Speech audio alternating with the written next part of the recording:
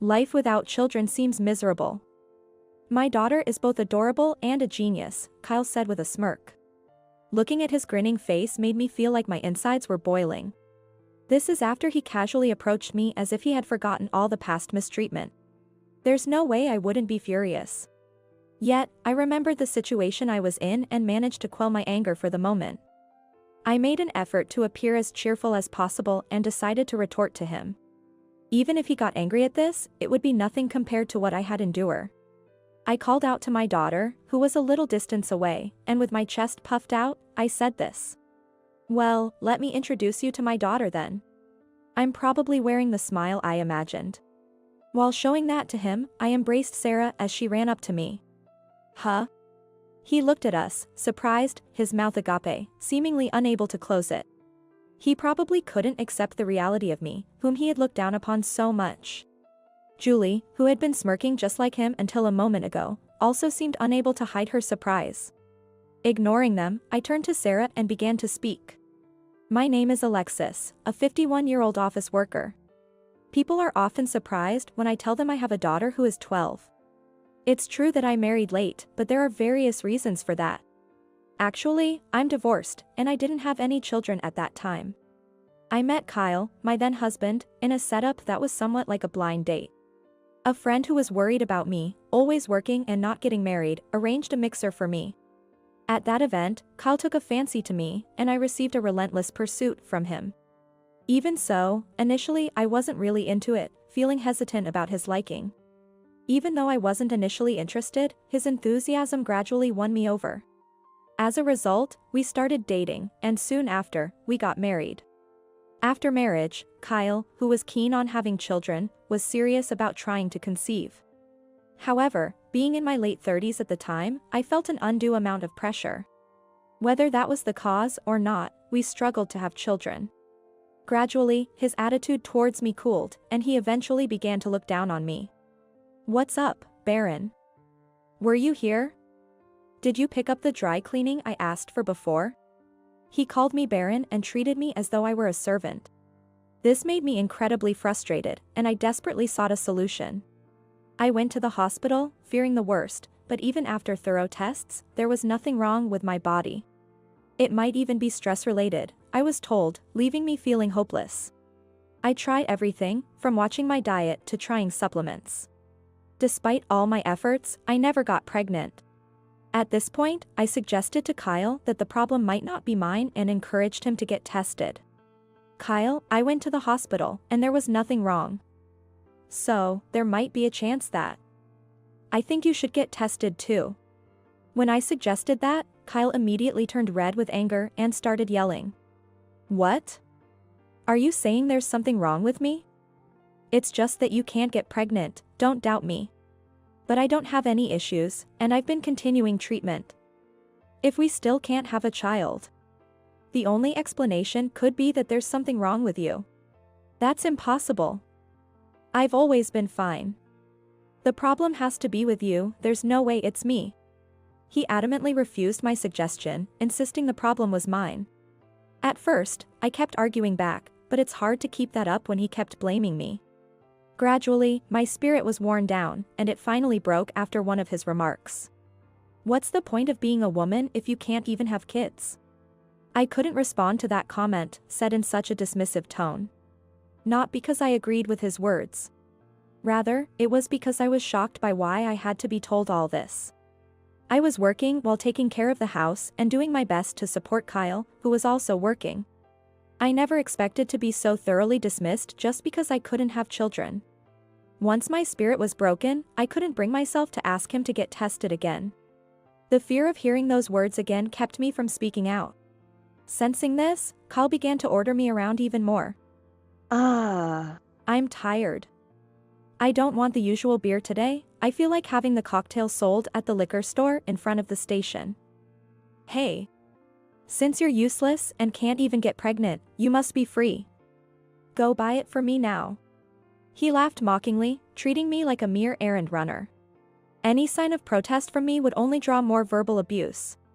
Despite that, I endured everything, simply trying to get through each day. You might think I should have just gotten a divorce already.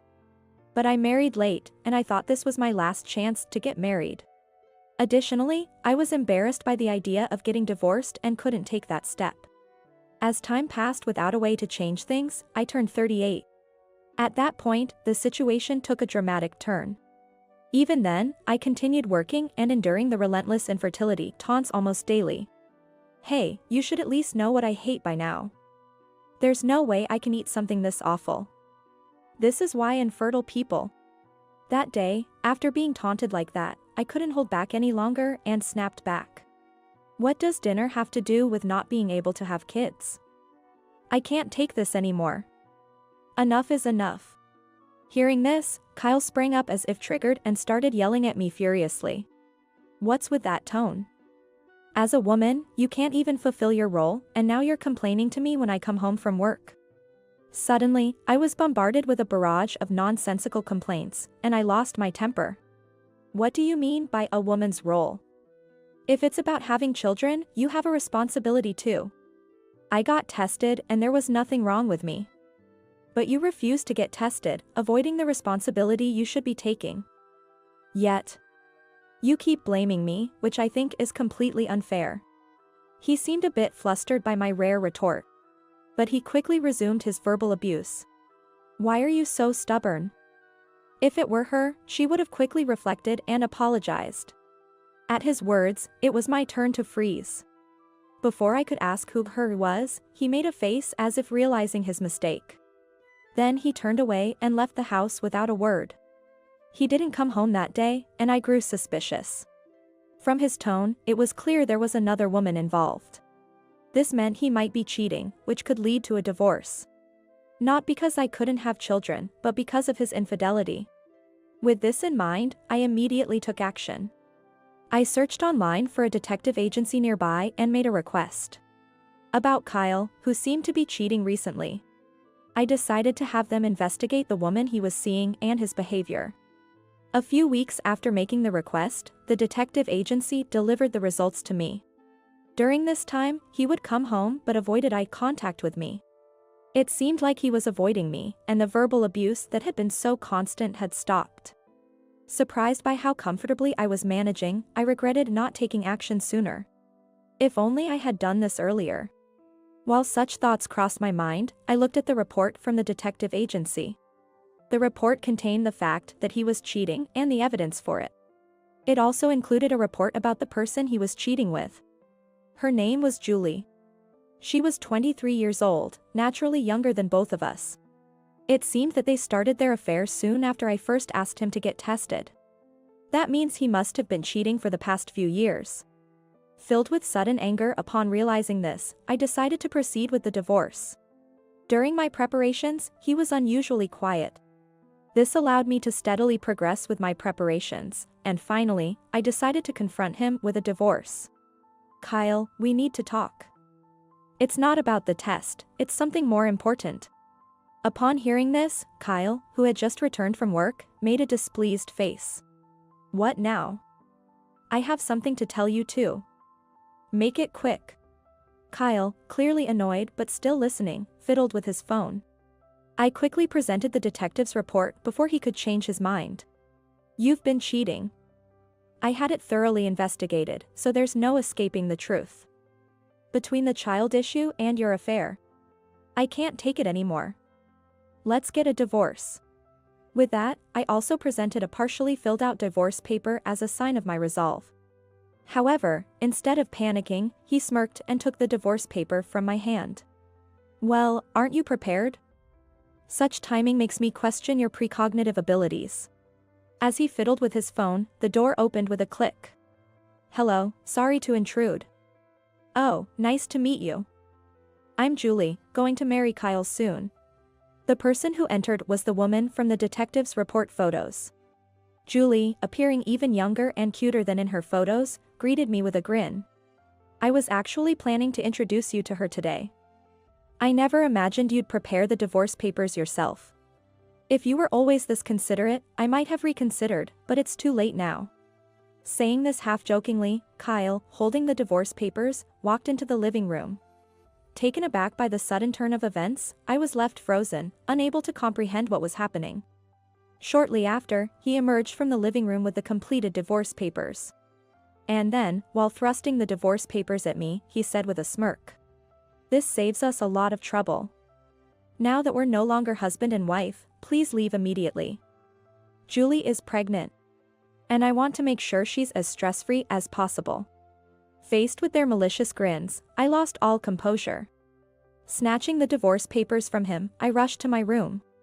Then, without saying a word, I left the house with my belongings already packed. 13 years later, I was visiting a completed project I had been involved in. As a specialist consultant, I had been tasked with designing a disaster-resistant and family-friendly condominium. After being introduced to Julie by Kyle, I took refuge in a nearby business hotel. Waiting for dawn, I submitted the divorce papers to the courthouse and hopped from one business hotel to another. After a while, I moved to an apartment and devotedly carried out my work. Post-divorce, my work progressed smoothly, possibly due to a lighter spirit, leading to more business opportunities and networking. Thanks to that, I was brimming with energy and was appointed as the project leader for a certain project. It turned out to be this urban development, which, after a long haul, had finally been completed, leaving me relieved. With a small event being held, the place was bustling with people. Then, I heard a familiar, unwelcome voice. "Hey, long time no see. Still all by yourself? I came to buy a condo here that can accommodate a family of 3. But, that's none of your concern, I guess."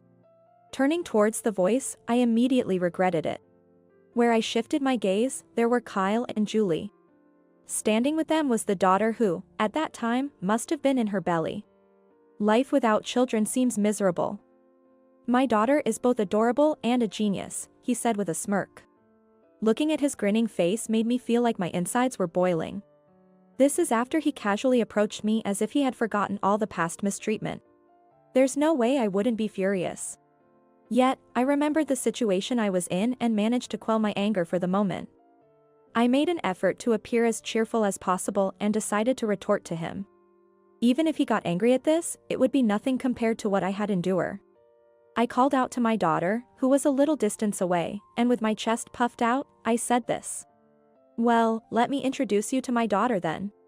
I'm probably wearing the smile I imagined." While showing that to Kyle, I embraced Sarah as she ran up to me. "Huh?" Kyle looked at us, surprised, his mouth agape, seemingly unable to close it. He probably couldn't accept the reality of me, whom he had looked down upon so much. Julie, who had been smirking just like Kyle until a moment ago, also seemed unable to hide her surprise. Ignoring them, I turned to Sarah and began to speak. "Did you find a place you wanted to shoot?" When I asked this, she smiled brightly and nodded. "I want to shoot in front of that flower bed you were so particular about until the very end." She pointed to the flower bed and ran towards it with the equipment that was placed beside me. As I watched her tomboyish figure running off, Julie screamed. "Was that the popular YouTuber, Sally? How come she's calling you a mom?" Hearing her words, even Kyle and Julie's daughter, who had always looked down on me, opened her mouth. "It really is her. Wow, I've never met the real deal before. Hey, lady, can I get an autograph?" "That's a great idea, Jessica. You really are a genius." Their arrogant manner made me marvel at the fact that they were indeed mother and child. I shrugged my shoulders in resignation and made it clear that I was declining. "Sorry, but no. My daughter enjoys posting videos voluntarily. She loves shooting and editing videos, not for the sake of becoming famous. She has become well known, but that's not her goal. Come on, it wouldn't hurt. Plus, my daughter is a genius." A combination of a popular YouTuber and a genius would make a great story. Listening to Kyle proudly proclaim his daughter as a genius, I asked, despite feeling fed up. "What exactly makes your daughter a genius?" "So far, I've only seen a lack of common sense and rude behavior." "Oh, what are you saying?" "Jessica is going to attend a very famous private middle school and become a big shot." I wanted to see concrete examples of her genius. But Julie's claims lacked specifics, making me sigh in exasperation. Seeing my reaction, Kyle, perhaps disliking my attitude, began bragging about Jessica even more. Jessica, you see, never sticks with anything for long. She's too much of a genius and masters everything quickly, which makes her lose interest.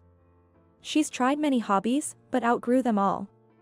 It's tough having a genius for a child. Listening to his non-bragging brag, I finally became annoyed. Without responding much to his boasting, I moved towards where Sarah was filming. Kyle and Julie seemed to be saying something behind me, but I ignored them and approached her. Sarah, how's the shooting going? Let's go to a cafe when you're done. A crowd had gathered around her, watching her film. Some had recognized her as Sally and were quite excited.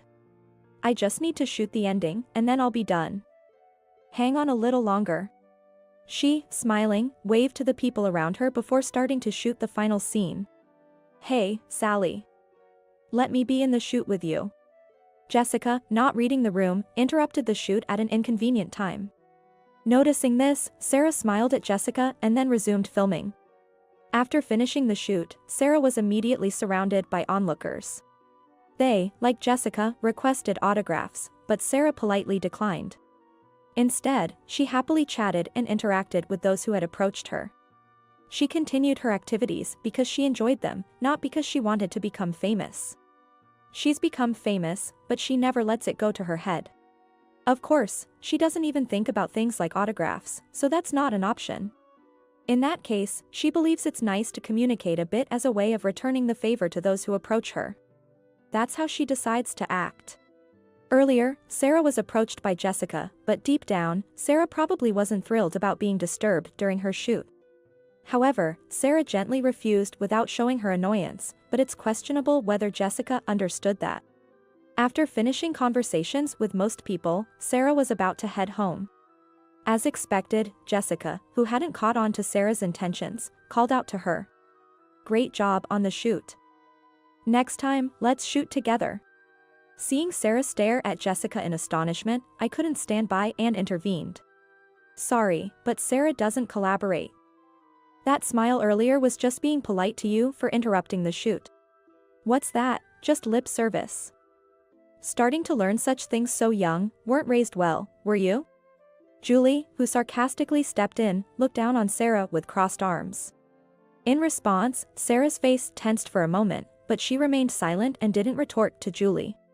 Julie, feeling triumphant, snorted and pressed Sarah even further. So you're saying Jessica isn't worth shooting with? Despite appearances, she is a genius who can do anything. It would actually be a chance to boost your own value, you know? Maybe you should be more aware of your surroundings. At this point, Sarah, not knowing how to respond, looked at me for help. I sighed and retorted to Julie. Enough already. You keep calling your daughter a genius, but there's not a single concrete example. Winning awards isn't everything. But don't you have any more substantial bragging rights? As I said this, the people around us listening in agreed. Julie's face soured under their words, but Jessica didn't seem to care. Instead, she puffed out her chest proudly and started flaunting her achievements. I got a certificate at a piano recital for practicing well. And at dance school too, for being able to dance a whole song. Plus, I've received perfect attendance awards at school. I've been honored so much. Jessica is probably around Sarah's age. Sarah is now 12, so Jessica might even be in middle school. Considering this, her statement seemed somewhat awkward. Unaware of this, Jessica beamed, as if seeking praise. Sarah and I exchanged looks, only able to make troubled faces. The people around us seemed to feel the same, with some even bursting into laughter. At this point, even Julie seemed to catch on to the mood and desperately tried to change the subject. So, anyway. You're active in all this, but how much do you earn? I doubt it's enough to live in this condo, right? Despite the desperate question, wanting to avoid revisiting the previous atmosphere, I decided to respond. Thankfully, we're quite popular on the video sharing platform. Of course, we're earning money. But we're saving it for Sarah's future and spending it on necessities for shooting. Sure, this condo is attractive, but we own a house. So it's unnecessary. Besides, I created this place, so the success reward is considerable.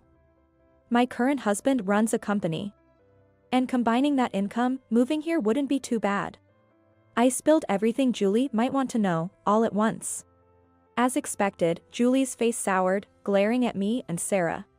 Even Kyle, having heard my story, seemed impressed and unable to argue.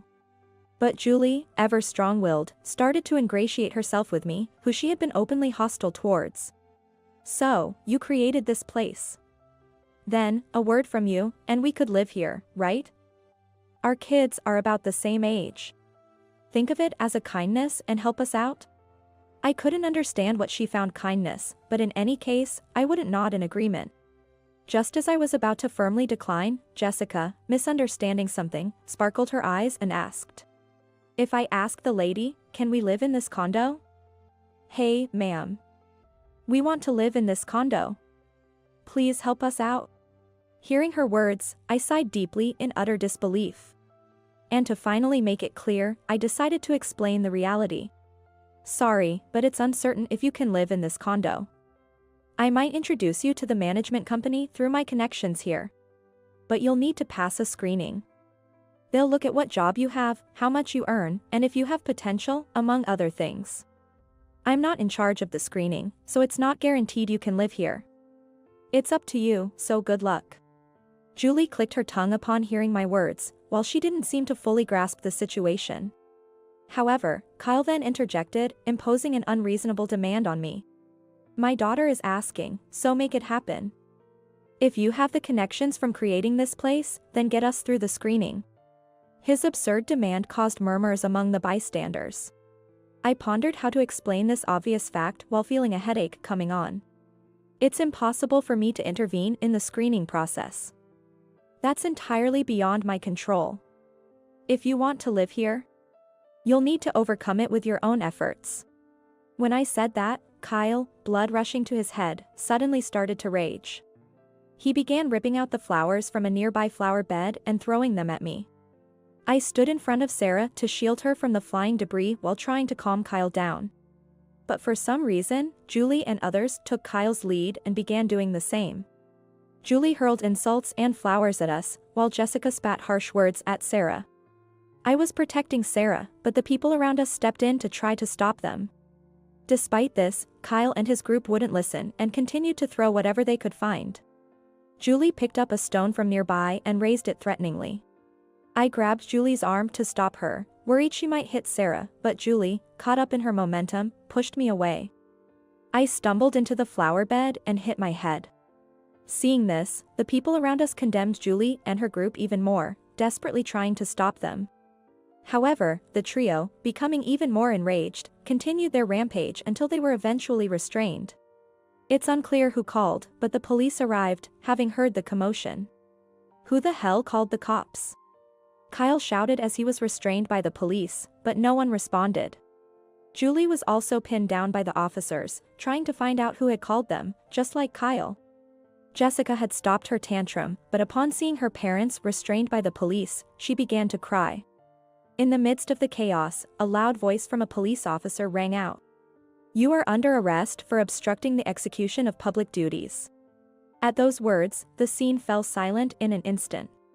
It seemed Kyle had lashed out at a police officer and was now being arrested on the spot. I held my head, watching the scene unfold, holding back tears, as Sarah hugged me, crying. As Kyle was led away, Julie and Jessica were also taken to the police station. The three of them were put into a police car and driven away, disappearing from sight. Despite the commotion they caused, seeing them taken away by the police so easily left me feeling deflated. But Sarah's concerned voice brought me back to reality, even though she was on the verge of tears herself. "Mom, you're hurt. Should we go to the hospital? Otherwise, Mom, you will." Overwhelmed by the recent uproar, Sarah finally broke down in tears. I held her close, apologizing for involving her in all this. People around me started talking to me, expressing their concern. While I did feel some pain, knowing Sarah was safe made it all seem insignificant. Every time someone asked, I reassured them I was fine, until we heard the siren of an ambulance. Apparently, someone had called for an ambulance as well. As the ambulance arrived, the police officers helped us aboard for transportation to the hospital. As we got into the ambulance, I looked back at the flower bed, now ruined. The large condo's construction had an imposing presence. Wanting to mitigate that, we established a park within the premises and installed flower beds there. I hoped the park would become a place of relaxation and that the flowers would encourage conversations. I met my current husband in a certain park after my divorce from Kyle. I was taking a break from work, admiring the flower beds in the park, when he struck up a conversation. From there, I started talking to my current husband, who worked near the park, and we became close. Our relationship blossomed from casual meetings during lunch breaks to dinners and eventually led to marriage. Sometime later, we were blessed with Sarah. Despite being a late pregnancy, it was a smooth delivery. That park, with its flower beds, brought us happiness. So, in the projects I worked on, I wanted to create opportunities for others to find their happiness, just like I did. That was the idea behind those flower beds. Seeing them destroyed saddened me deeply and was a great shock. Upon arriving at the hospital, I was treated and received a few stitches. However, it's hardly noticeable by appearance, so that's a relief. Seeing this, Sarah too felt relieved and even managed to smile on our way home from the hospital. While waiting to pay, I was interviewed by a police officer and decided to file a report of the incident. I decided to hire a lawyer to ensure Kyle and his family received proper punishment for their actions. Thanks to this, Julie was arrested as the assailant in an assault case. According to what I heard from the lawyer, Jessica was taken in by Julie's parents after both her parents became involved with the police. I thought that was sad enough, but what awaited Jessica was a re-education from her grandparents. Jessica, who was taken in by her grandparents, seems to have been severely reprimanded for her usual behavior.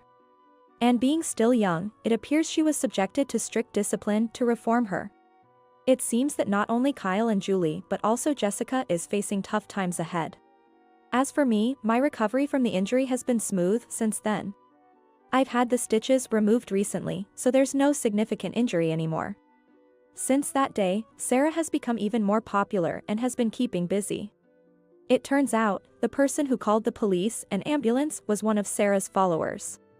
After finishing the shoot, sensing the brewing trouble, Sarah quickly switched to live streaming. Thanks to that, when things escalated into a major brawl, it seems one of my followers took action. Thanks to that, we were able to resolve the situation quickly, and we're truly grateful for that. Later, Sarah wanted to thank the person responsible, so she called for them to come forward in a video. However, no one came forward, so I decided to give another thank you video. When we went to the park to film that video, we found the flower bed beautifully restored. It seems that volunteers had fixed it up after the incident, which was a relief. Since then, things have been going surprisingly well. Building that condominium led to an increase in my professional reputation. Thanks to that, I was promoted and now serve as the head of the planning department.